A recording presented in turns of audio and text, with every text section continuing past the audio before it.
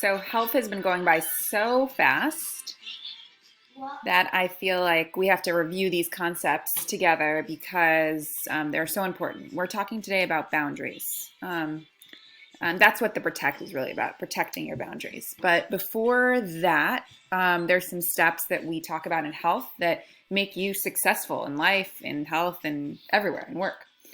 So let's explain each one really quickly. We're going to talk about select, detect, and protect. So we talk about select, we're talking about selecting rules. So an example of a rule, I will eat vegetarian, or said in a different way, I don't eat meat. Okay, so that's a personal rule I can choose. Another personal rule could be I brush my hair 100 times a day. Okay, very just basic personal rules. I would also be able to select personal rules about behavior.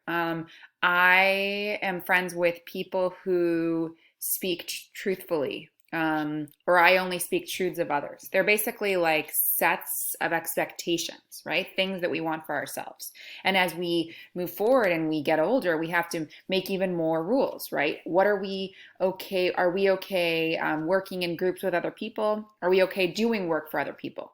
We're not okay doing work for other people, and that's a rule. I will not do someone else's work.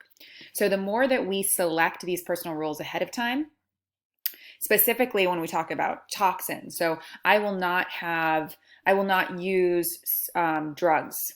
I will not smoke cigarettes. If we pick certain rules like this, we need to be very clear about them. We need to set our intentions, right? Say out loud, this is what I'm okay with, this is what I'm not okay with.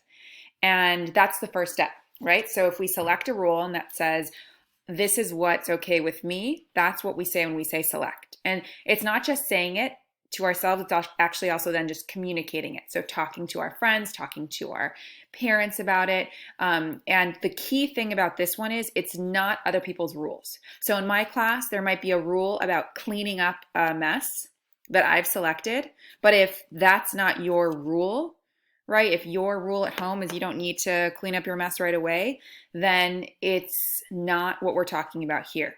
These are personal rules that each person chooses, and they're different than what our peers choose as their rules, and they're different than what our parents and our guardians choose for us. We need to personally select rules that are important to us so that we're successful in detecting challenges to them and protecting them. So let's talk about that, detecting challenges. We have people in our life that are our real friends and they will always support us in what we want to do. And we have people in our life that might not be. So they might ask us to try something that we're not comfortable with, get into a car going to a place that we don't want to go. And we need to make sure that we have ways that kind of go off in our head like a little light bulb or something that makes us think, oh, okay, that's something that's challenging my rule. So it could be a funny feeling in our belly. It could be getting sweaty, getting nervous, feeling uncomfortable. For me, sometimes I have people in my life that make me feel uncomfortable. And so already I'm detecting a challenge. Maybe I have people in different power relationships that ask me to do things that are against my rules. So I have to be really aware when I'm going up against them. Okay, I have to be aware for challenges. Are they going to ask me to do something that's breaking my rule? And this is the point. The second that you know that your rule is in danger, wait, I said I wasn't going to get into a car. Wait, I said I didn't want to use drugs. Wait, I said I didn't want to, work with this person in a group.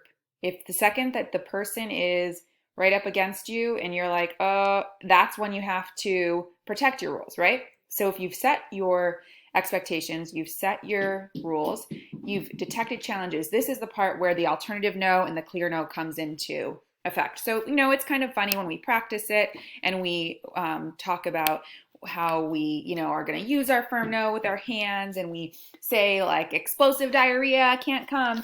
But for real, this gets harder as we get older, right? If we have bullies in our life, or if we have power challenges, right? We're going to have people that are always trying to challenge our rules, and it's our job to say, no, that's not okay with me. I have really important rules because I have a place I want to get to, right? I have important goals to reach. So these are refusal skills, basically, we call them. So we want you to be really good at using them and saying no, oh no, I've got a call, gotta go, run, But the more important piece to this that we didn't spend a lot of time on is selecting those rules. Where do you want to be? What job do you want to have? What are the things and what are the behaviors or is it going to take to get there? And what do you have to say no to in order to get there? Right? So what is okay with you? What is not okay? That's part of the selecting the rules. So the last piece of protecting is really important. We want to make sure that we go through the first 3 steps of selecting the rule itself, detecting challenges to the rule, and then protecting ourselves, right? Protecting is the last place. Thanks for listening.